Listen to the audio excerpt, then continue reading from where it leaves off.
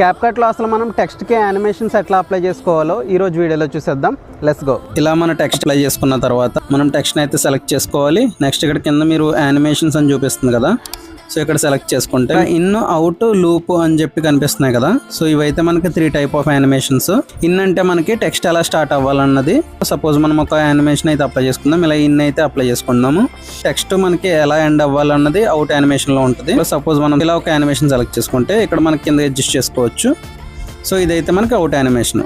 Loop అంటే ఆ text non stop మనకి అలా మూవ్ అవుతూ ఉంటుంది అనమాట. సో ఇక్కడ మనం different type of animations choose చేసుకోవచ్చు. లైక్ ఇప్పుడు మీరు చూడొచ్చు.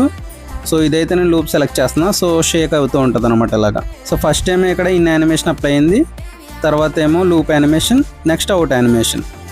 సో ఇలాగైతే మనం టెక్స్ట్కి యానిమేషన్స్ అప్లై చేసుకుంటాము. వీడియో మీకు యూజ్ అవుద్ది అనుకుంటే కనుక సేవ్ చేసుకోండి, అలాగే మన పేజ్ని ఫాలో చేసుకోండి.